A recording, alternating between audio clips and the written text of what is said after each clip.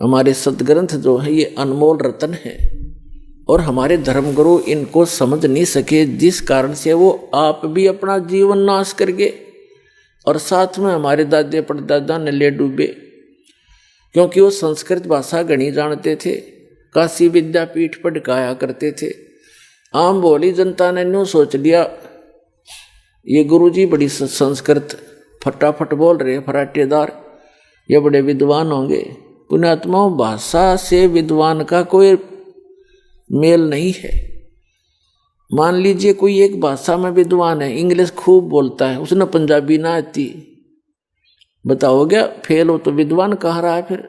तो विद्वान वो है, भाषा उसकी जैसी है, लेकिन ज्ञान कंप्लीट हो उसको, स्पिरिचुअल नॉलेज, वो विद्वान होता है।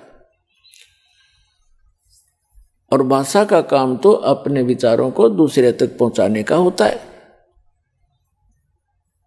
अब जैसे कई कहते हैं भाई प्रोनाउंसिएशन ठीक नहीं, ऐसा ठीक नहीं, वैसा ठीक नहीं आपके गुरुजी का, ये तो बकवादी आदमियों की बात होती है।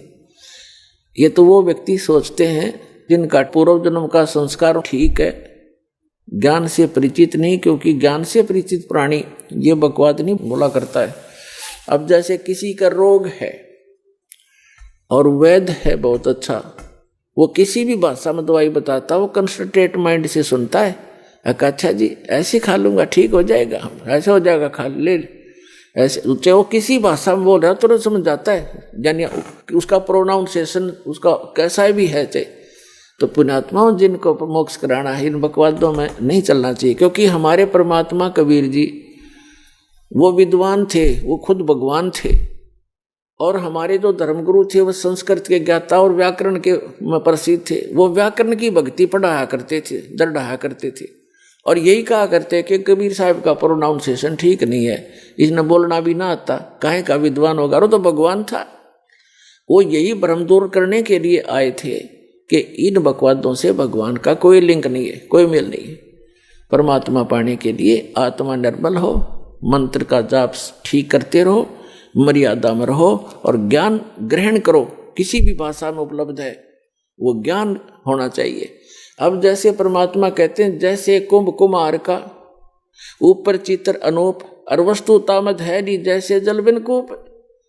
एक बहुत सुंदर घड़ा मटका रखा है जग मिट्टी का, और उसके ऊपर बढ़िया चित्रकारी कर रखी है, और वस्तु उसमें है नहीं।